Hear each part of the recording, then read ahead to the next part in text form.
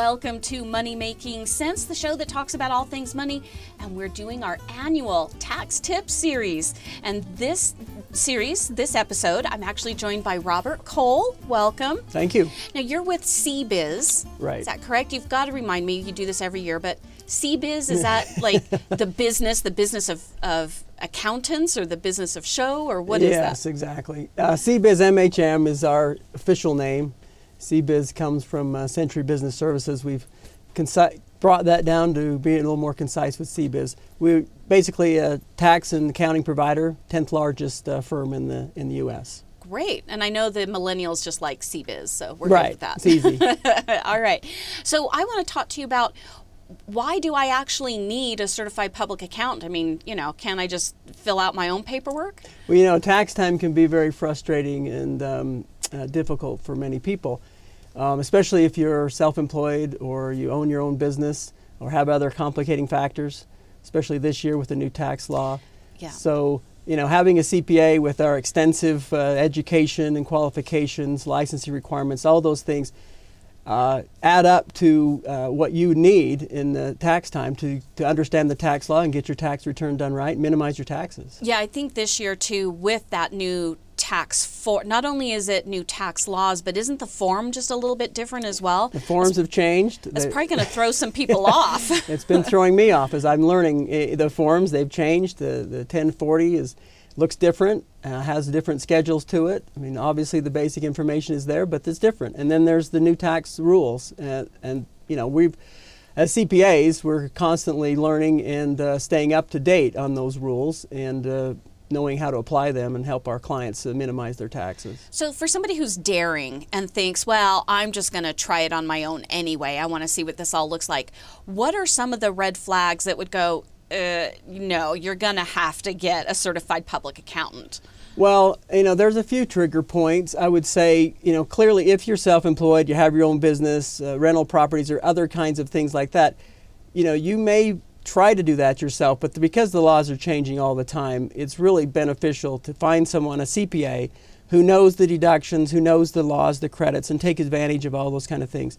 You might also have other trigger points, might be that you're a partner in a partnership or a shareholder in an S corporation. You get what's called a K-1.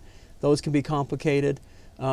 If you have a certain amount of income, over a certain amount of income, you're more likely to be audited. The higher your income, the more likely you are to be audited. So having a CPA, so all those kinds of things add up to the reason why you may not want to just do it yourself.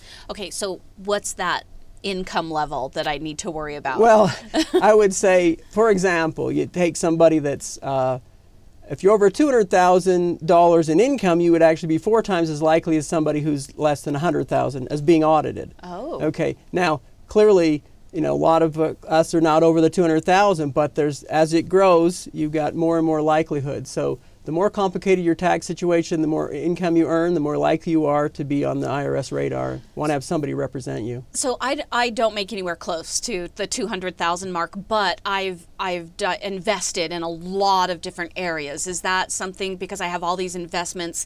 I'm in the stocks and I've got bonds, and then I've opened up like 6 or 7 different bank accounts because I want to keep them all offshore so that. Oh well. Yeah. So, yeah. Well, I'll tell you, if you have anything foreign at all, you need to understand those rules, because foreign reporting comes with some very significant penalties if you do that wrong.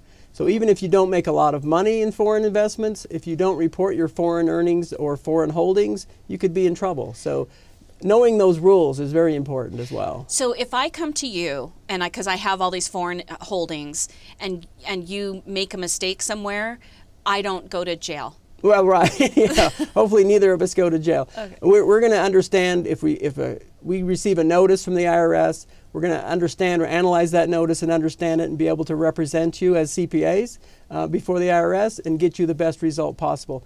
Mistakes are made sometimes, but as a CPA with our extensive knowledge and training, that's minimized, and we're able to resolve those issues, relatively easily. Okay. What else should we know about? What are some of the things that will trigger needing a certified public accountant that we haven't talked to as we wrap up? Well, as I mentioned, being a business owner, being self-employed, having other kinds, having properties. Equity compensation is one that's, you might get stock options or profits interests in partnerships. Those things add complications to your tax situation. Also, if you have changes in your life, your marriage, divorce, or changing family, college education, all these things are something that kind of triggers reasons to talk to a CPA and have someone help you through those life events, major decisions. Find a trusted business advisor, which is your CPA. Great. All right. Thank you so much, Robert Cole. Again, you're with CBIZ. Right. And that's the letter C, B-I-Z. Correct. Right? Okay. Very simple. All right.